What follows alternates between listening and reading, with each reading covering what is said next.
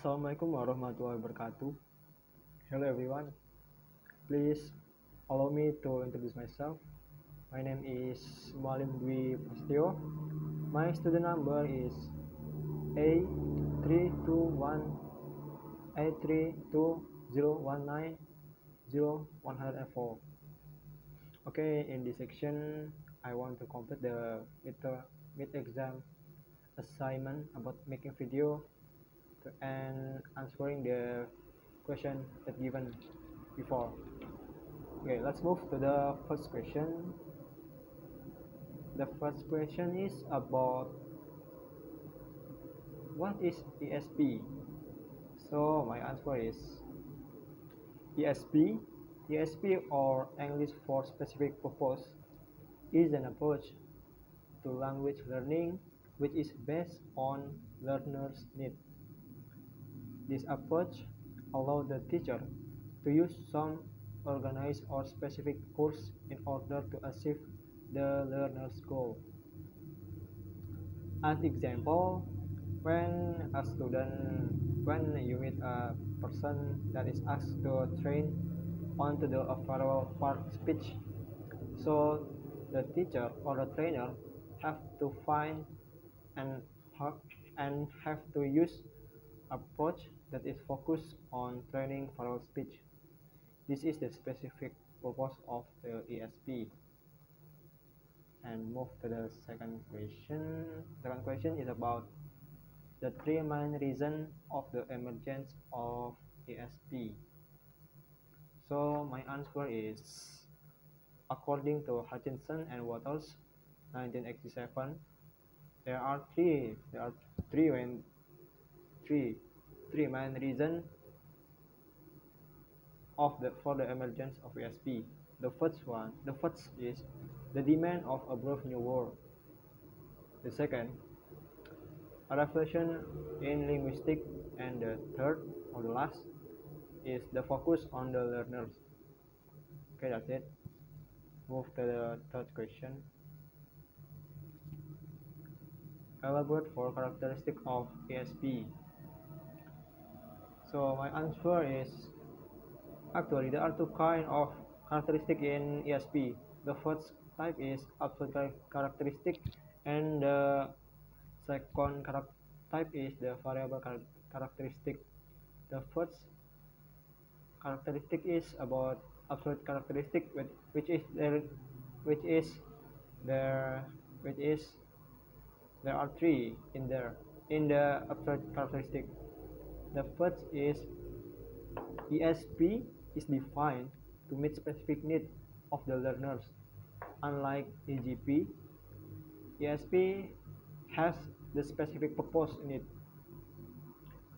while in other hand, EGP is only for general purpose. The example of specific purpose is like speech. Speech is common or general, but if you put kind of any speech in it, like farewell speech, opening speech, or anything else, it becomes the specific purpose. And the second characteristic of absolute is ESP make use of the underlying methodology and activities of the discipline it serves. So in completing the specific purpose, it use some specific methodology and activities in it,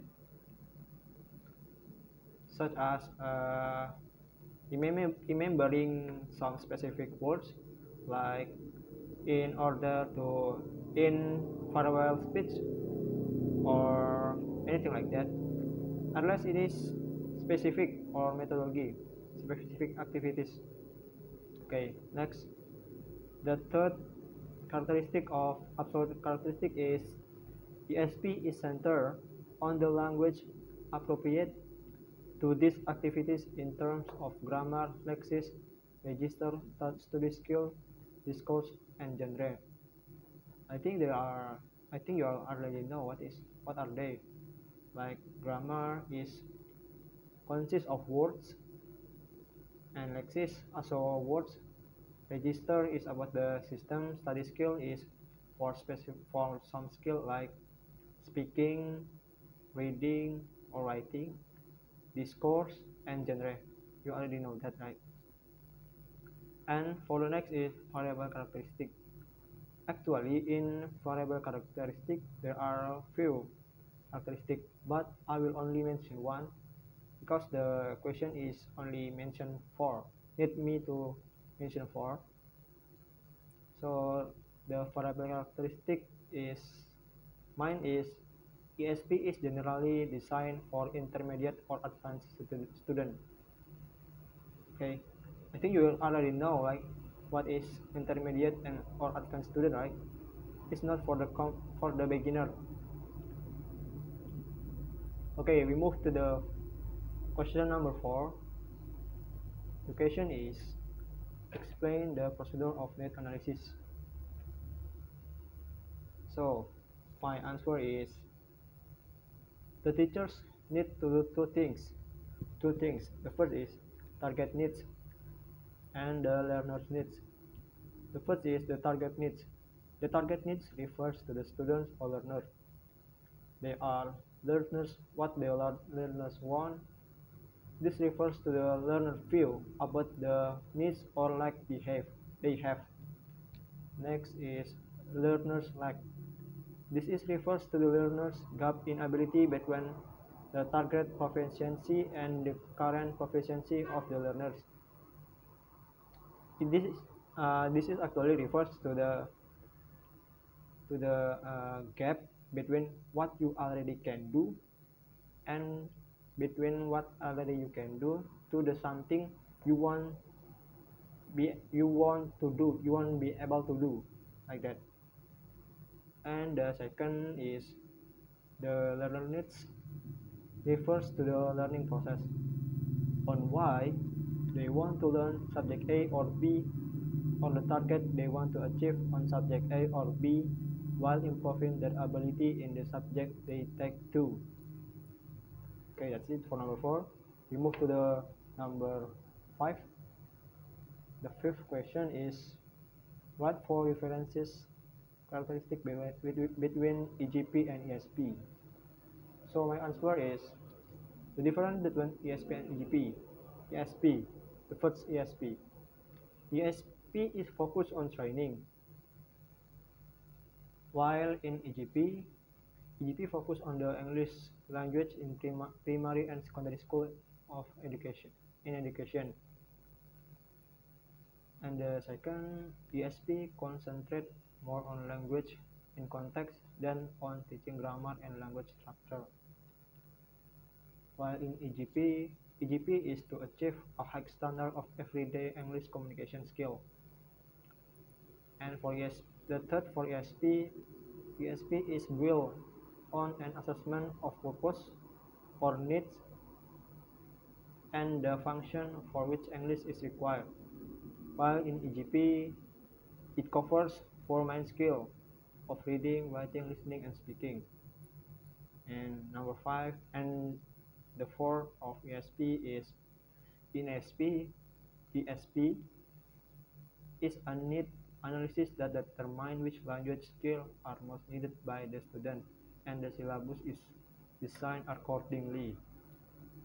While in EGP, course content is more difficult to select since the future English needs of the learners are hard to predict. Yeah, masih abu-abu, still random. And move to the sixth question. Explain briefly these three approach to need analysis. Actually, I found difficult in this question. I think my answer is wrong, but anyway, I will still try to answer in my opinion. So the first approach is excuse me, approach. Yeah. The first approach is questionnaire. This is about question and answer. Yeah, like that, question and answer. Then interview between the learner and the trainer, and observation, data collection or informal consultation to learners, tutors, or sponsor.